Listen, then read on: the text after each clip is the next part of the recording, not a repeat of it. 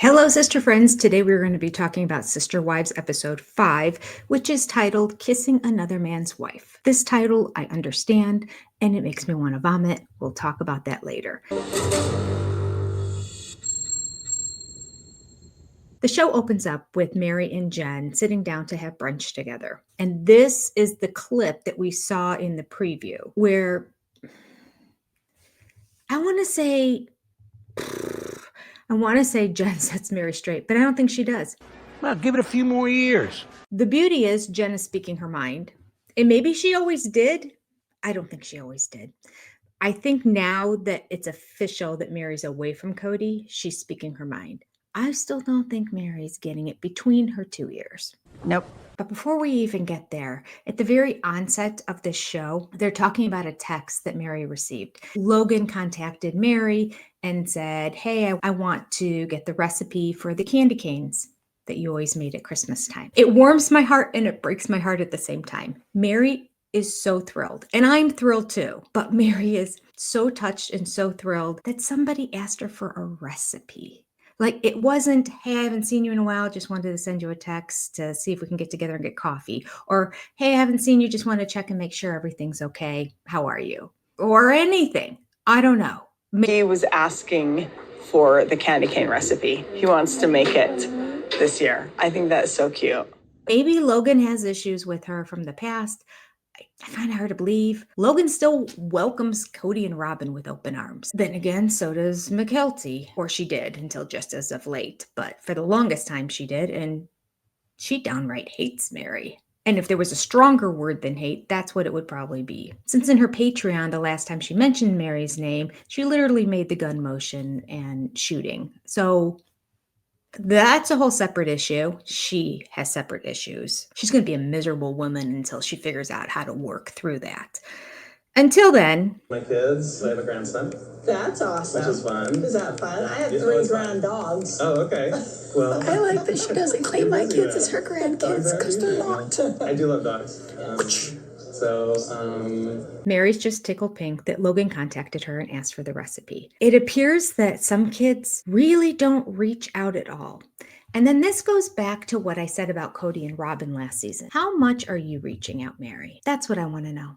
According to Mykelti, she gave her a wishy-washy apology for things in the past. I don't really know what that means. I don't know what that looks like. I don't have specifics. I don't know if that's Mykelti's jaded brain that's twisting what Meri said and saying she didn't mean it and then running with it, or if indeed Meri's not big enough yet still to man up and take full responsibility for everything she did and said and go to the people she hurt in a contrite manner and apologize.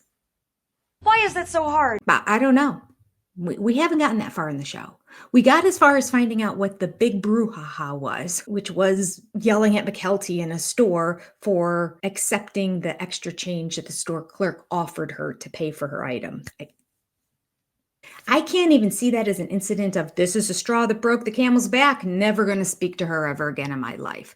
I just feel like these people are so incredibly sheltered. They don't know what it's like to go through life with trials and tribulations. They don't know what it's like to actually be yelled at somebody. Could you imagine Mykelti or Christine on special forces? I don't think so.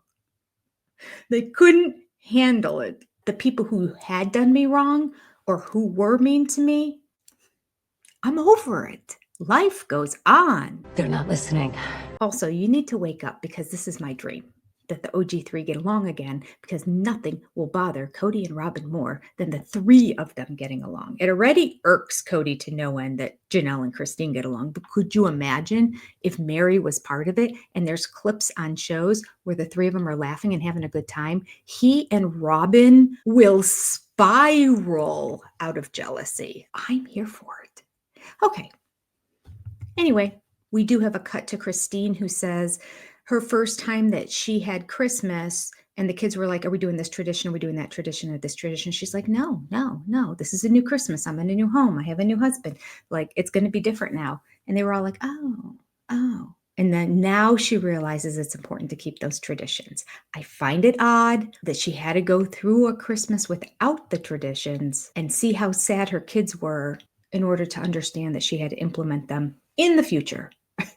Because she didn't turn around and say, listen, if this is really important to you, let's contact Meri. Let's get the recipe. Let's do the candy canes. Let's contact Robin. Let's get the recipe for whatever bread she makes. We'll make that. It would take no effort. It would take 5 minutes to gather the information that you needed, and then you could implement it on the fly. Look how many adults you have to help you out. It's a little maddening for me. I do have to admit, a lot of people in the family have victim complexes, not just Kody and Robin. We see it in Christine, we see it in Mykelti, we see it in Meri, and I think we see it in Gwendolyn in terms of her being bitter and not attending her mother's wedding. I can't, I'm in school. I can't go to my mother's wedding. Lies.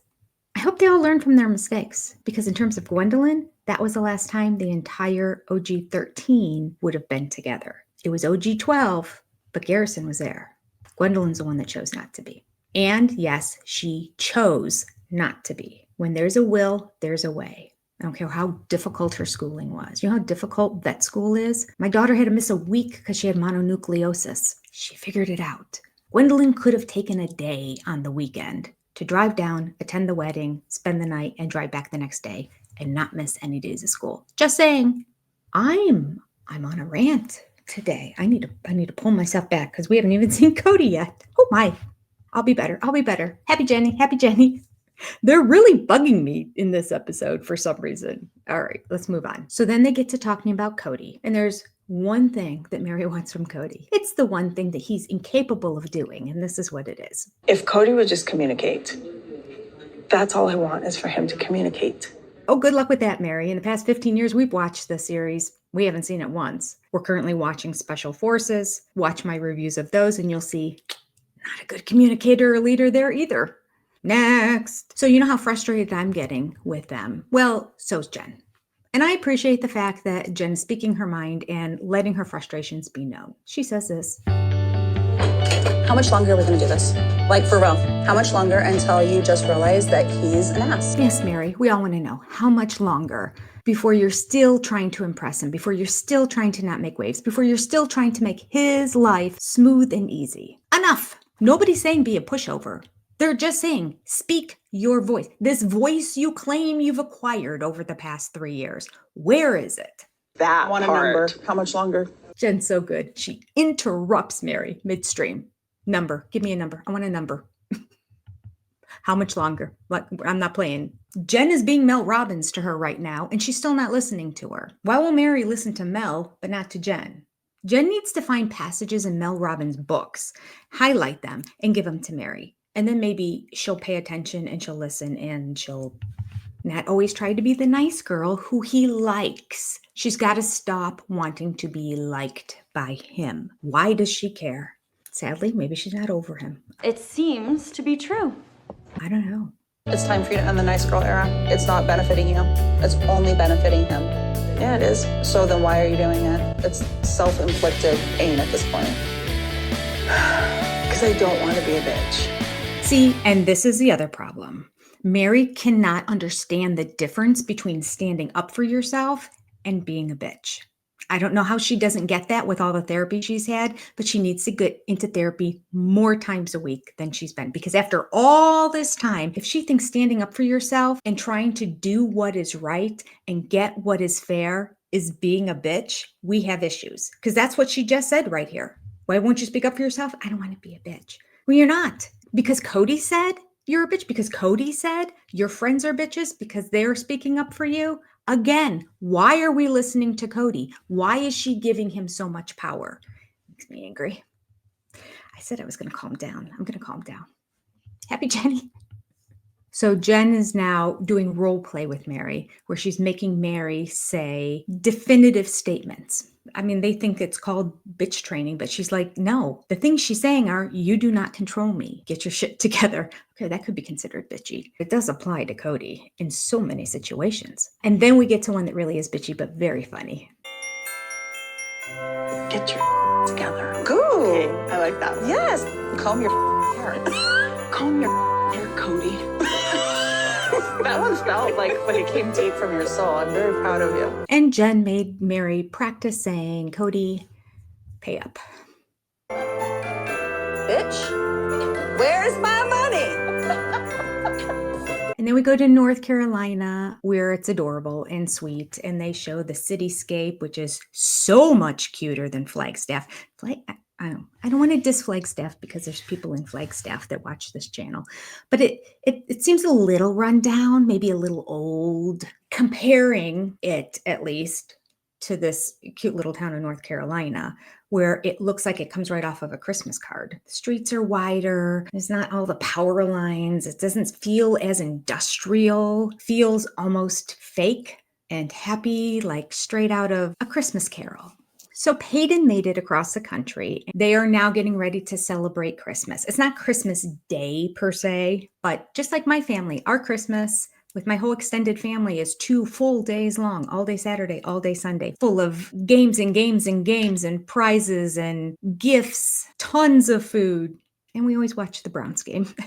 But yes, it's 2 complete days, all day Saturday, all day Sunday. It's always the weekend before Christmas, so that everybody can do their Christmas things with their families on Christmas Day. It's lovely. That's what they're doing now. So the same people are all there that were there before, but Christine and David have now arrived as well. And we have the scene where David once again is trying to get Janelle onto the dating apps. No, it's not. Farmers only. We can get you. No, I'm not advertising. Nope, not advertising. Storyline is getting old.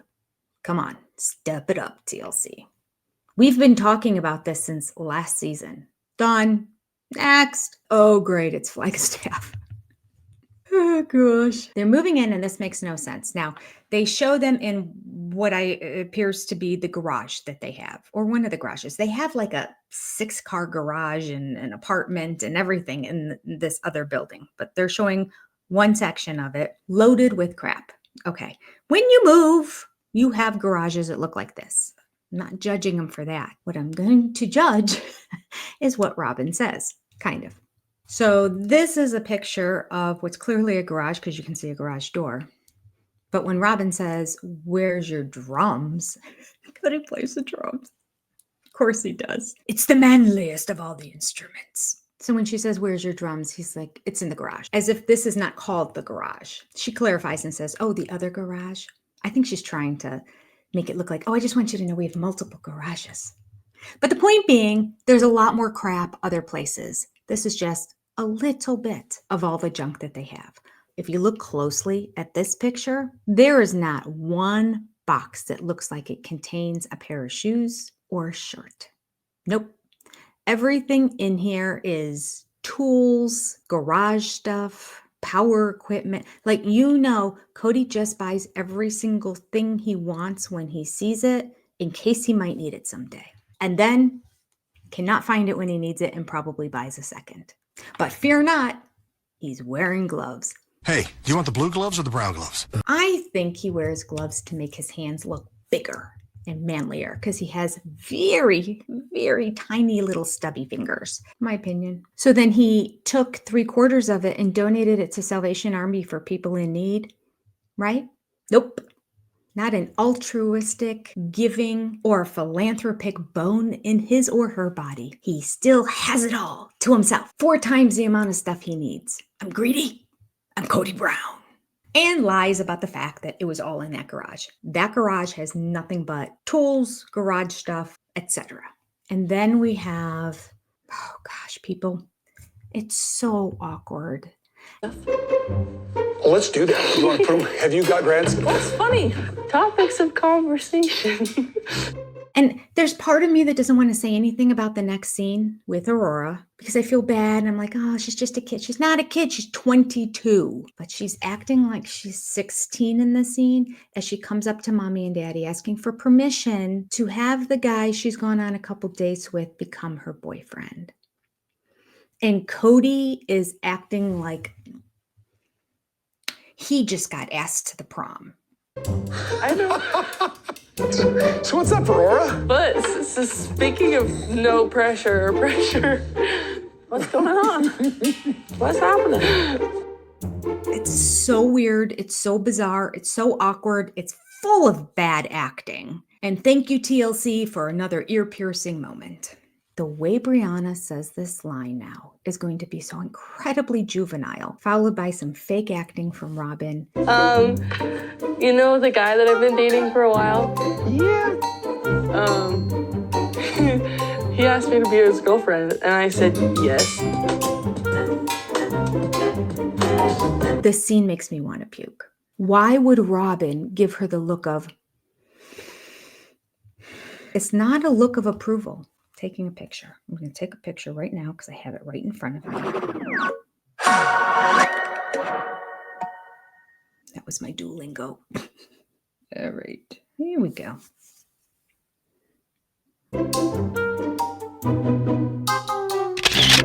I don't get anybody today. I have zero patience.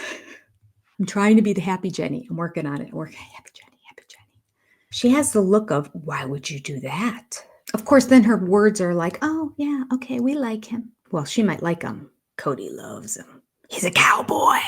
We have a segment where Meri and Jen go to New York City, and they're just playing around. She's on the dating apps. They're trying to find people and not able to find people, and they're just taking in New York City. That's all there is to it. Nothing really to share. It is so much fun. We're having a blast. All the Christmas stuff. It's beautiful. It's very much like it gets you into the spirit. This is so cute. Back in Greenville, North Carolina, the whole family has decided to decorate the tree that in the previous episode they had put lights on after they cut it down. We've chosen to be friends, and we've chosen to still be sister wives. I mean, when I told David our second date, I was like, I have a sister wife. She comes with me, you know? That was perfect, everybody. Job well done. Yay! Merry Christmas, everyone. He said, Aurora, will you be my girlfriend? Oh, wow. Awkward. I don't understand why that is funny. She's not 13, and it's giggly funny because, you know, she's just 13 years old. Isn't that cute? Little boy asked her to be his girlfriend. She's 22. Oh my gosh.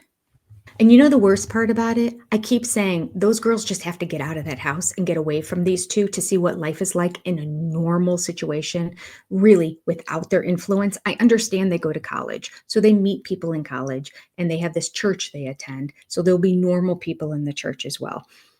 But they're still coming home every single night and spending all their weekends with Cody and Robin, who've been their influences almost all their lives. Robin, their whole lives. I've said it 1,000 times. Cody on Special Forces, bizarre, weird. You realize just how awkward the man is. And she has kind of acquired a combination of their personalities. Sort of that, I'm going to act like I'm shy from Robin, and the awkward handling of her body from Cody. The fact that this is funny to Cody, and then Robin starts laughing, and then she's like, let's go on. So Aurora hasn't had a relationship in 4 years. She dated around a little bit. She had a relationship in high school. I'm giving her the benefit of the doubt and saying that it was her senior year from when she was 17 to 18. End of her senior year. That would make her 18. She's now 22, 4 years ago. Has dated some in the past, had a relationship, a little bit of a relationship in high school. But she's never really had like a super serious relationship. The infantilization of these children right here on a platter for us. No, what do you guys think? What are you thinking? Why? Why are you asking their opinions? Aurora, why? You look like a baby here. You look like a child. You look like somebody who doesn't have her own thoughts, feelings, emotions, ability to make decisions. Stop. Don't ask them their opinion. This is odd. And this is actually cruel on behalf of TLC, quite frankly. It really is. Face it. I mean, maybe they have no other content to go with, and they're all happy with showing this to the world because all of them are that clueless. Spot on. Spot on. I understand respecting your parents, but when you're an adult, you need to start to pull up your big girl panties and be an adult. I'm still angry. I think I need to eat. That's it. I'm hangry. I am hangry. I haven't eaten today. Okay. Then we have Cody trying to be a comedian. We love it when he's a comedian. You remember Coyote Pass? And then I had a wife that was on here with a dog in a camper. Don't do that. Don't get a wife in a camper. Remember that? We have the exact same kind of situation going on right here. Does he treat you really, really nicely? He does. He treats me Does he very well. give you that look that I... Never mind. That's not a fair comparison. Ha ha! Don't encourage him. Aurora laughs like it's the funniest thing she's heard. Concerning. This is why Kody acts the way he does. No, I want to know. Yeah, does he look at you with adoration? I think so. Does he look at you like you've seen me look at your mother? God, it's so awkward. He does? One of our first dates, we had like a moment. He was staring at me like that with that look so intently that I thought he was going to propose. And I was like, what is happening right now? He was probably debating whether he was going to go in for a kiss or not. And in her mind, because of how distorted Kody and Robin have told her she should act when it comes to dating, she thinks she's getting proposed to. Oh my gosh, this is fast. Look at him. Look at me like that. He wants to marry me. Girlfriend, boyfriend thing at this point, right? Yes, but then also long-term stuff too. So you're saying he's on the candidates list? There's Kody Brown with his list of candidates for spouses. That's what people do. They create a candidate list. They don't wait until they just naturally meet somebody and then have this attraction and fall in love with them after they get to know them and that. No, it's a candidate list full of multiple names. And I'm checking things off as I go along. Because Kody Brown, empty inside, no soul. His list of candidates, he probably thinks she has all physical characteristics listed after it because that's what us women like. A handsome man who rides a horse and is a cowboy. Cool, well, that's exciting. Congratulations, you got a boyfriend. Weird. Kody tells another joke. He didn't ask me first. I'm just kidding. I don't know if you have to ask that. No, I was... Nobody laughs this time, so he has to follow up with, I was just kidding. Yeah. Like in our church and in our culture, it was like I would ask a dad if he could date his daughter. And Brody is absolutely not familiar with our culture. Nor does he need to be, because you haven't lived that culture for 15 years. You've been away from the church ever since you left Lehigh. There is no culture anymore. And your immediate family that was holding on to the little bit of just the fact that you would have multiple wives, that's all dissipated too. There's zero culture. It's just you and Kody making up the rules as you go along. Stop trying to rely on the culture of the past. It's not part of you. So Brody does not have to follow any rules that are in that culture, nor do you have to inflict it on your children. Because I think we pretty much all agree this whole AUB thing is warped. I'm the guy that's supposed to look at him and say, you know, like, my daughter's in love with you, but have you got any sense? That's rich. Cody's going to decide if another guy has any sense. Well, how does that measurement go from somebody who has 0 sense to try to decide if somebody else has? I guess everybody passes. You know, when we were raising the kids, we A, didn't have a lot of money, and B, you know, I had health insurance sometimes through my work and I could insure my kids, and sometimes I didn't. I didn't have health insurance for like 2 months or something. And Madison, she had a ruptured appendix. I must have paid payments on that for freaking forever. Because that's not something that can come from the family fund. That's not an emergency that suddenly comes up. See, we were told that all of a sudden, like if a car breaks down, or you need to have a electricity bill paid, or any kind of need comes up with a family. That's what the family fund is supposed to be for, not to make Robin's backyard look like it came out of a magazine. A medical emergency is one thing that should be covered by the pot of money that the family contributes to. And yet, Janelle had to pay for all of Maddie's medical bills. I wish we knew who paid for Dayton's. Janelle, please show us the receipts. Oh. And who paid for Isabel? Oh, Christine had to pay for Isabel's. Yep. Okay, I'm going to reflect back just for a second. Do you remember when Christine started dating David? And on the show, in the tell-alls, Kody would talk about him like, oh, maybe we'll go get a beer one day. I can see us going to get a beer, the two of us, and being pals and laughing and joking and being like, yeah, Christine, ain't she crazy? He just thought instantly, oh, David's a guy. He clearly has more testosterone than I do, so I want to hang out with him. And then a couple years later, the same thing happens again. I have this dream that, maybe someday David and I will go camping together. where we spend the night in a tent. He just wants to be a friend of his so badly because you can tell, especially on special forces, he does not know how to interact with men.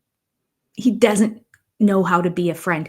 He's battling with stuff that I don't know what Meri's insinuating when she was talking about it last episode, but like he's battling things in his head. He's always verbalizing about how important it is that he's a man, how important it is the characteristics of men, how he's achieving those characteristics of being a man, how his dad was the man of all men.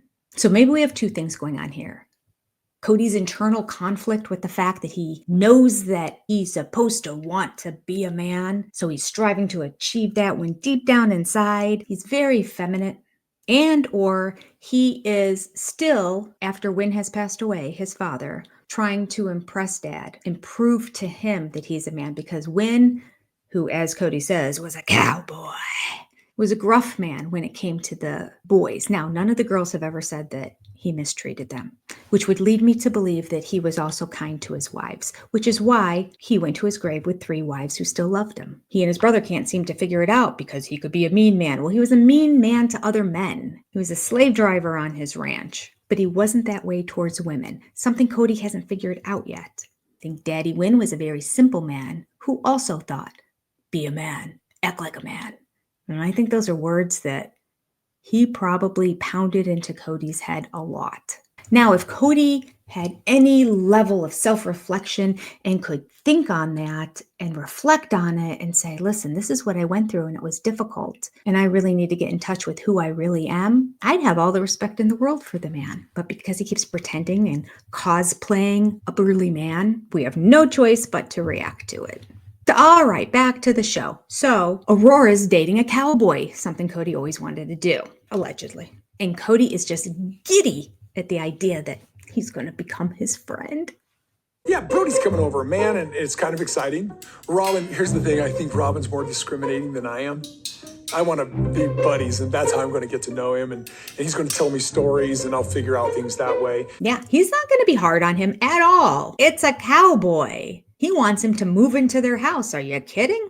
So then Robin comes over and just pokes at Aurora and is just annoying. So, are you nervous? Well, yeah, but that's only because, like, butterflies. Are you nervous? This is somebody who apparently has a lot of social anxiety and panic attacks that we saw on the show. If that's all true, do you think you should go up to her right before a highly anxiety-provoking event, which is Brody has to come and hang out with my parents? What's up? It'll be fun telling stories. What? Just, you know, if you're that nervous. So she's poking at her for that, and then she's like physically poking at her afterwards. It's like, let her be. My God, she's 22. Stop, Robin. She gets a little amped up. So I poke at her. For these kinds of experiences. I gotta go get my drink. Halfway through the show, and it's only been the first experience. Progress. Are you nervous, Aurora? Enough already! Why are you asking me that? Because you're a pain in the ass. Why are you asking me if I'm nervous? Leave me alone. And yes, leave her alone. Why is that funny? Why is you being a jerk funny? So funny. And then we have a scene here. I should just cut it out. It's so gross. It's Cody again trying to be all sexual on camera. This new attempt at him flirting. He doesn't realize as much as people disliked him before, he's taking it to a whole nother level. He is going to flirt with Robin, say he gets nervous when he comes home from a trip because, you know, Robin's like, oh, yeah, okay, yeah. Watch the scene. She's completely dismissing him. She is not into this man. I mean, I don't blame her. I'm nervous when I come home from a trip. Oh, just because it's been a while? I guess.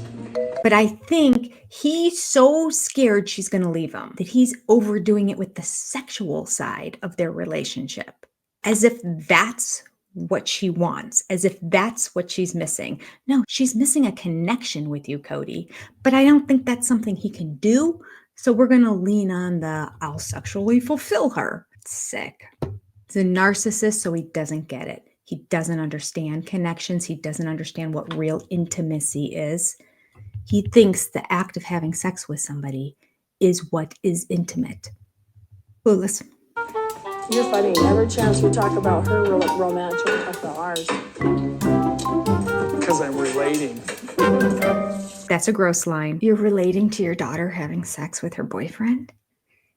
Puke. I've never had any of my kids, person that they're dating come over and hang out for, decorate the tree. This is kind of a bigger deal. Have any of your kids dated anybody, Robin? Of course you haven't. You've kept them in a box on a shelf all this time. And that still doesn't make this a really big event. That makes this a normal event in her life. But the way you're acting and treating it, you're turning it into something it's not. You're making the situation that much more awkward. And you're teaching Aurora this is not just a normal thing that people do when they're single. And let's just say for a second it is. Let's just say that you have a kid that never went on a date with anybody and is 22 years old now and is going on a date. My God, what you should do is play it cool. Like, oh, that's nice. Lovely.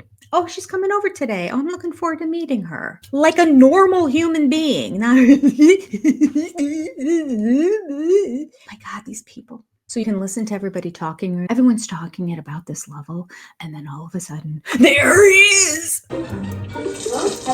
Oh, there he is. Oh my gosh. These people have to live with him every day. No wonder Robin acts the way she does. She has got one foot out the door. She wanted that big house because more space away from Cody. I don't blame her. I blame her for the stealing of the money from the other wives.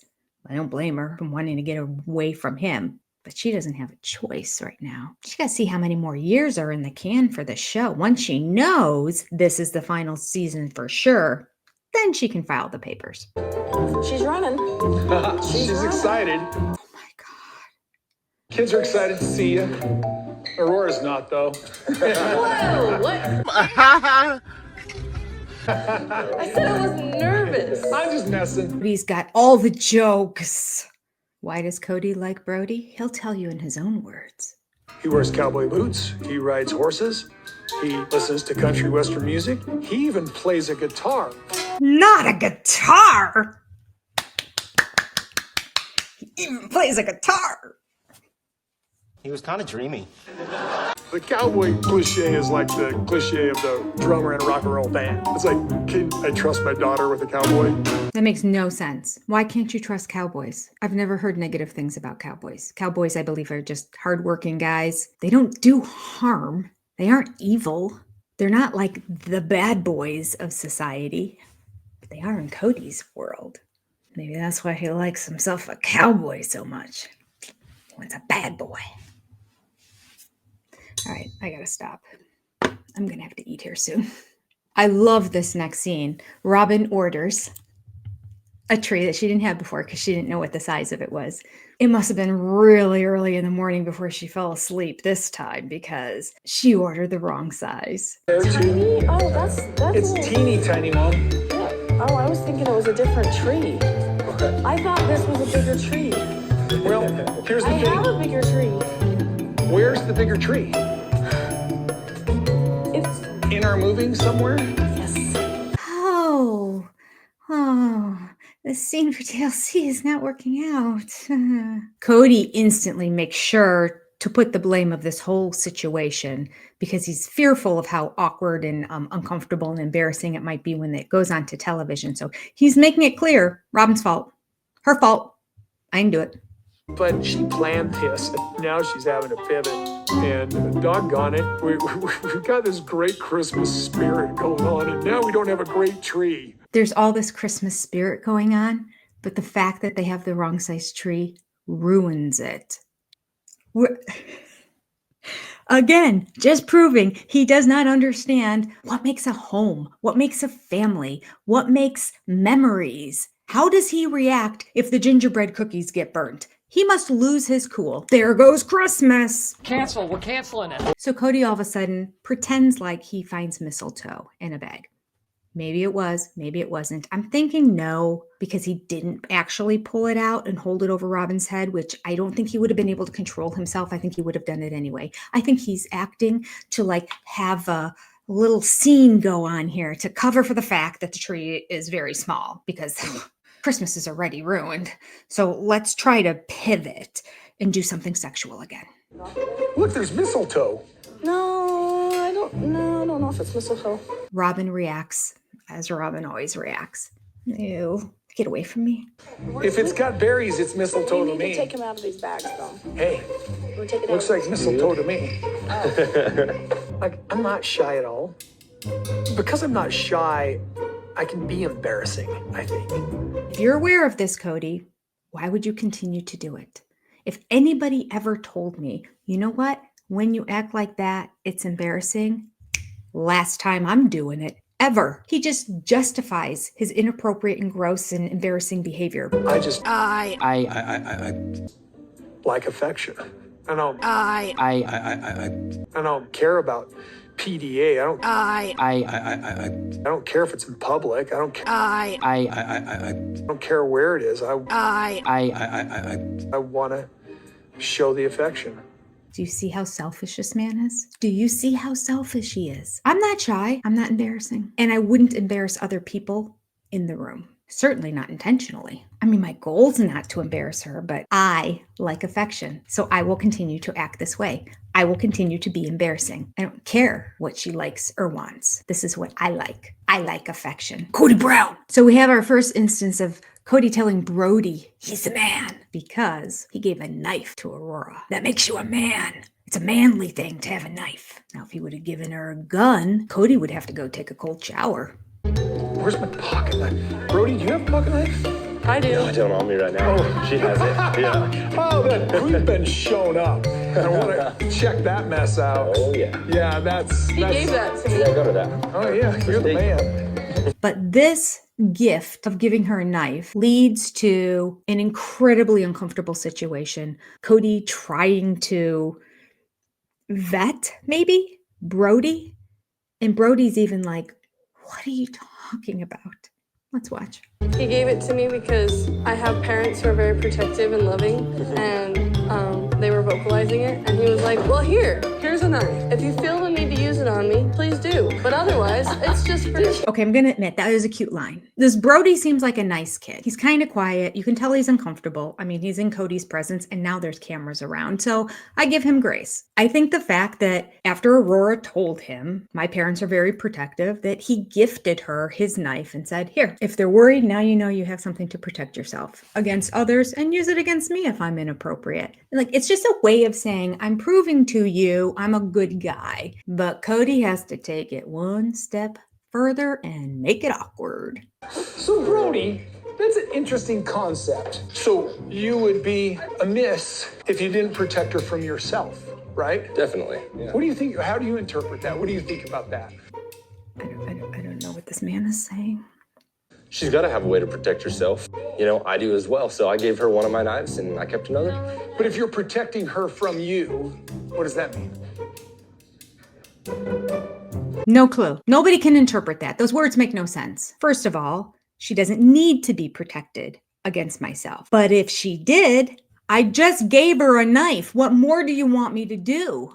This is just a weird, odd question. I'm not that guy. Maybe Cody knows women have to figure out ways to protect themselves from him. So he's projecting here, possibly. I don't know. I don't know what his intent is here. Should Brody just state the obvious? How will she protect herself from me? I gave her a knife. I thought you just saw that, but like, we could, can we role play this whole scene again? Maybe Cody missed it, I think. Or what else does she have to protect herself from if it's not the knife? Like what is wrong with Brody? Like, I get the correct answer is just she's never going to need to protect herself from me. You're an idiot, Cody. It's a dumb question. But poor Brody's trying to figure Cody out. That's just impossible. Makes me feel so sad for him. So Brody gives the exact same answer again. And as he's giving it again, Cody is smiling like he's the happiest boy on earth. His face is beet red. I don't know, because I don't know if Kody in his mind is making it all sexual and Brody's just trying to keep it PC here. I don't know, but Kody is getting off on the fact that Brody's answering this again, answers it the exact same way, and Kody responds with laughter. Yeah, so I figured I'd just give her a knife and make her feel good. I love that. Yeah. Because he's a dork. I'm just constantly reminding Aurora and Brody to take care because I don't want my kids fooling around. Because I'm a hypocrite. I fooled around in high school. I had sex when I was in college. I did it all before I was married. But I prohibit my stepdaughter to do so.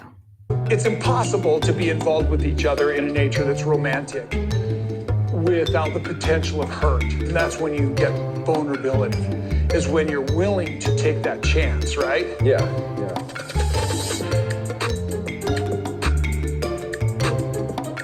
He started to talk about not getting hurt, but then we go on to vulnerability. I don't know where's the end point here. Brody doesn't know. He's like, yeah. Aurora, you didn't tell me that he was special. When you're just dating, you're kissing another man's wife. Well, whoa. First of all, when you're dating, you're not to be kissing. Pheromones. What's he talking about? He's making no sense right here. There's no kissing until you get married. That's his words.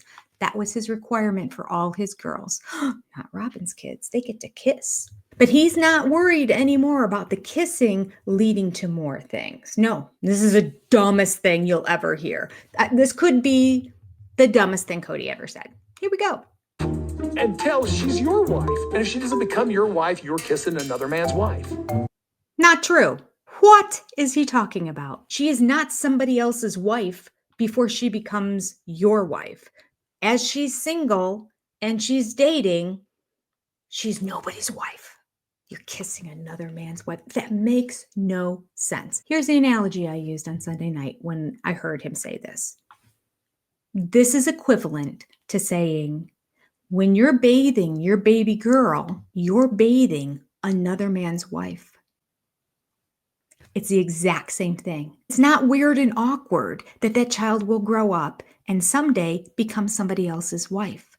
Nobody's going to say, ew, you changed her diaper? How could you? It's the same thing with dating. When you're dating and kissing somebody, and if that relationship doesn't work out, that doesn't mean you've just committed adultery. You've just kissed somebody else's wife. Yes, someday she may go on to marry somebody else. And that does not make this Brody guy a bad man if he kisses her. Kody is twisting the situation and just making it bizarre and completely incorrect. He's wrong on every level. And it's kind of gross. It's sort of piggish. That's him.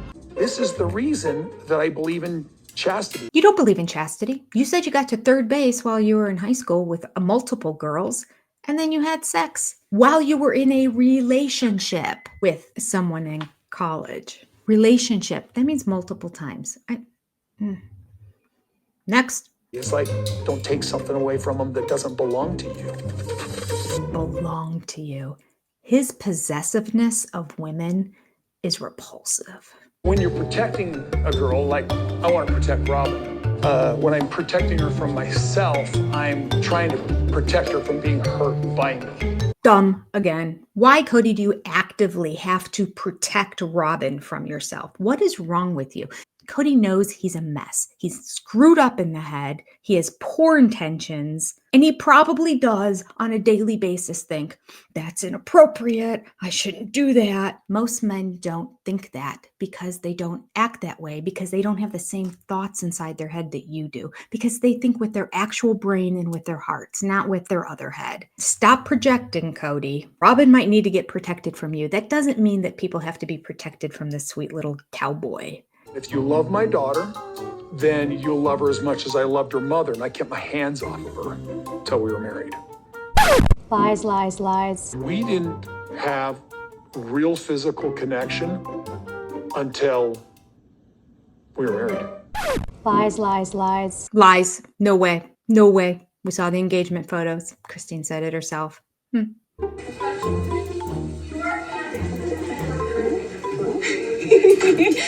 got the clue. Camera follows me, and I'm like, dude, you got a wife in labor. I'm not gonna sit here kissing my girlfriend. It's just awkward. Before he was even married. And he spent every single weekend down at her place with the woman who spread her legs to the boyfriend of her sister and got herself pregnant before she was married. And you want us to believe that for months you were going there every weekend and staying there and nothing happened? Just because you say it doesn't make it true. Not even close.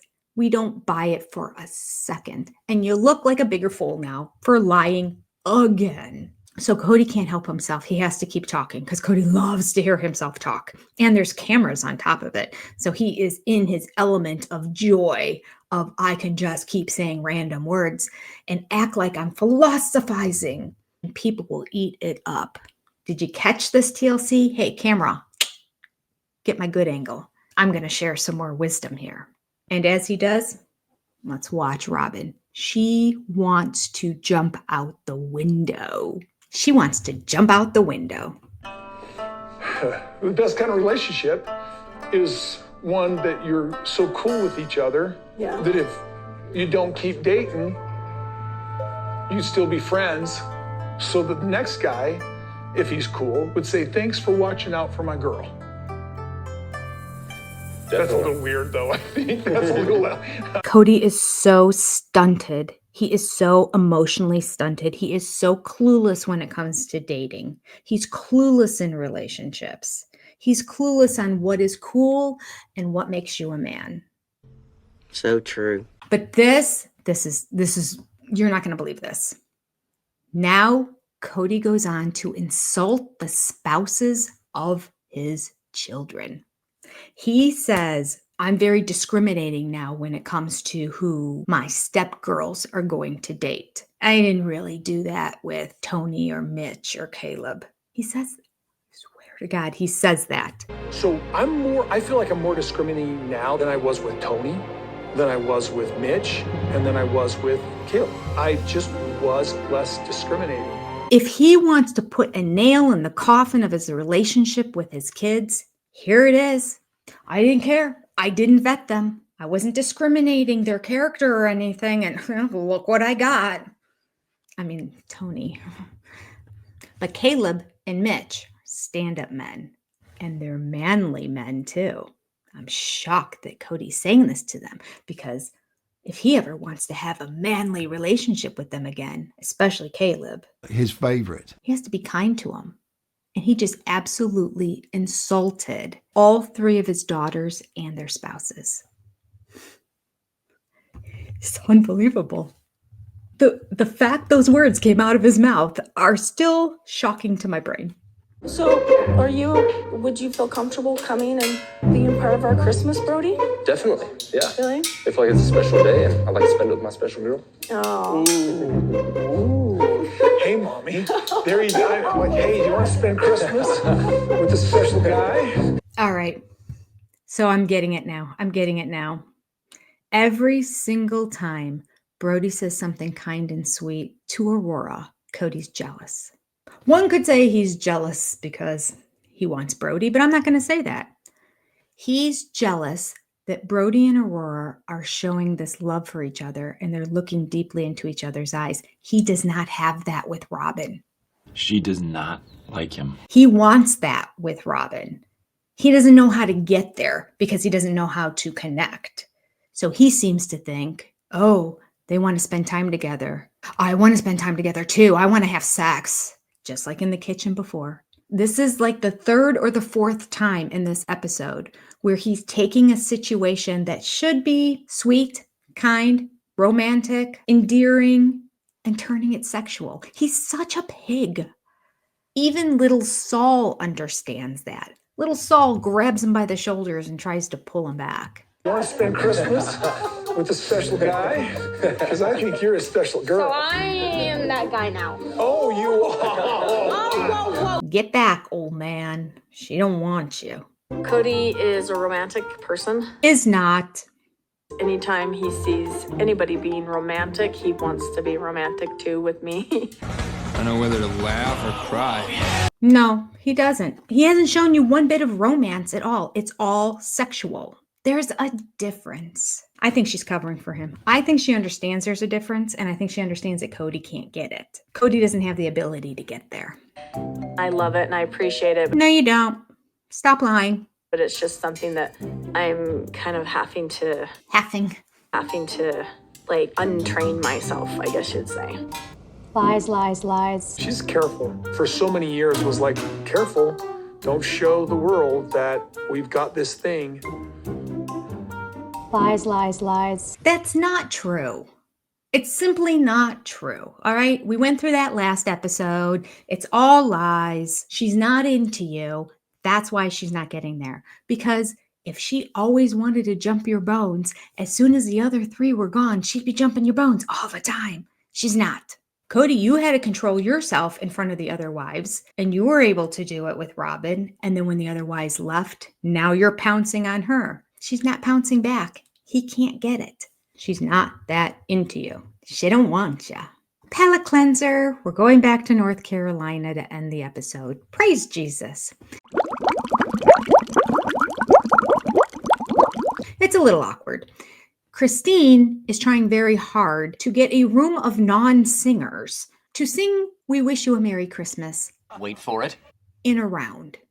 These people are such non-singers that they're barely carrying the tune, but they also have no concept of what a round is. Even Christine doesn't know what a round is because she's having other people start and then she's joining in, but she joins in with them. Like it's just a song with people joining in and ending together as opposed to an actual round.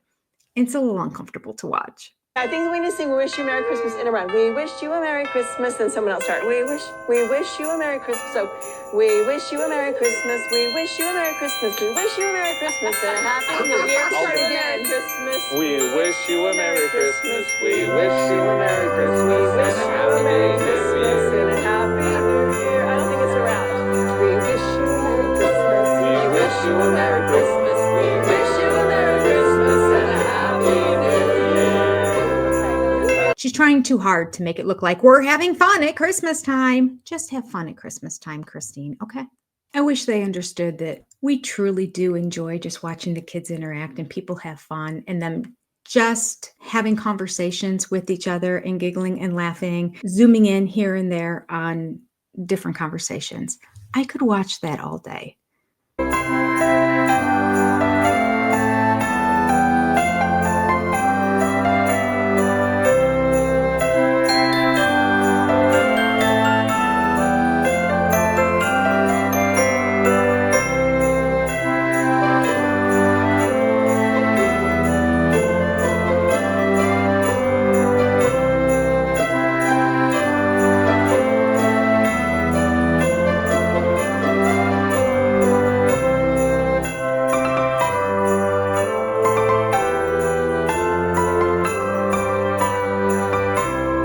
We don't need the carols.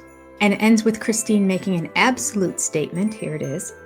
I wish that Kody and his kids got along better. I wish they were in each other's lives. They don't see them. I think it's sad. I think it's absolutely unfortunate. Kody and his kids. She didn't say some of his kids. She didn't say most of his kids. Kody and his kids. He's continuing to burn more bridges after everything that happened with Garrison. Shocking. So as not to leave it on such a depressing note, I will let you know that next week we get the scene where Kody gets a note from somebody who wants to get to know him and Robin because she wants to join the family. It's totally made up. Pure fiction. Christine gets David to agree to do something with Kody. I don't know why. I was wondering the same thing. It'll be interesting to see that on the next scene. I don't think the actual race car scene is in the next episode, but her and David are at dinner talking about it. And my favorite thing of all things, finances.